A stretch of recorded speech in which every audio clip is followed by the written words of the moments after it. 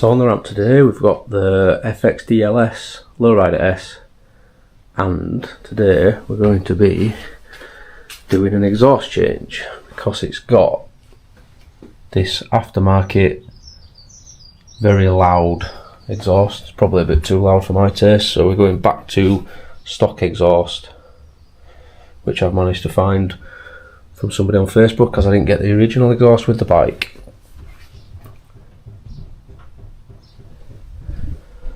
So here we've got the stock exhaust, a bit bigger, a bit heavier, but hopefully it'll be a little bit quieter. So it looks like a bit of an awkward job. Obviously we've got the rear port, and I don't know if you can see it right back of there, there's an oxygen sensor that's going to need taking off, and then the front one looks a little bit easier to get to, but same again, an O2 sensor I think.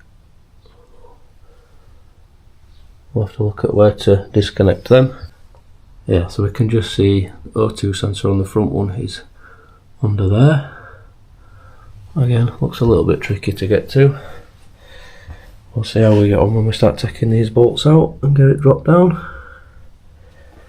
But yeah, cruiser exhaust, I think they're referred to as short shots. It's very loud, it's pretty much just a straight through exhaust. And on this big thumpy engine, it basically rattles your teeth out, so let's get rid of that and back to a standard.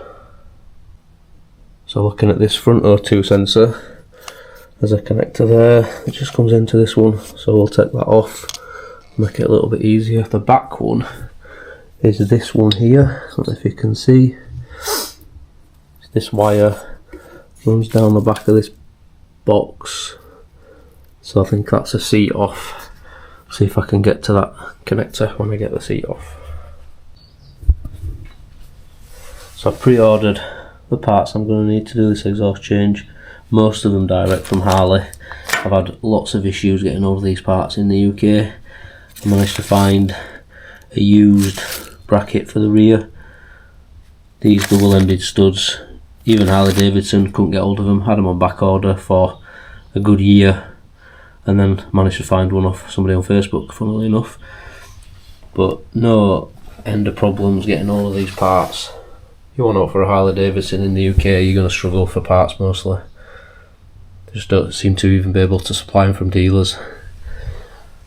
As you can see, the bike's not been used in a while. It's been stood on this ramp waiting for parts, and also I've had a big job tiling the bathroom, so hence the dust on the bike. My garage has been doubling up as a tile workshop. So we managed to get the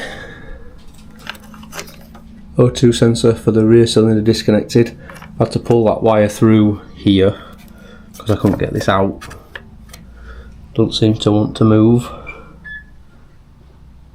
And then the front one has been disconnected from there, easy enough to get to. And then I started to unbolt the exhaust.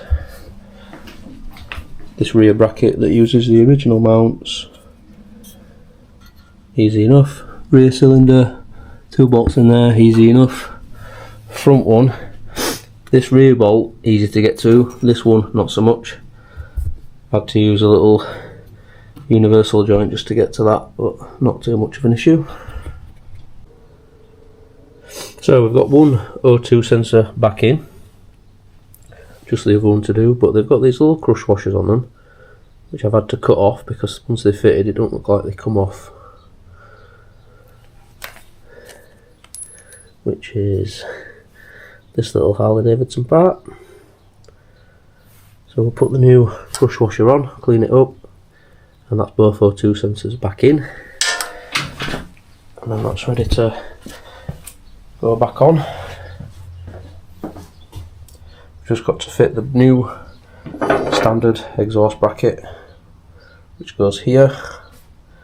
Just need some bolt changes from the previous exhaust, which had a different bracket. Put some new gaskets in. Now we've got this old exhaust off, we'll give that a bit of a clean up and then see how we go with the new one. Right, as we can see, exhaust is fitted. It was a bit fiddly, but it is in. O2 sensors connected back up. Flanges on the exhaust tightened.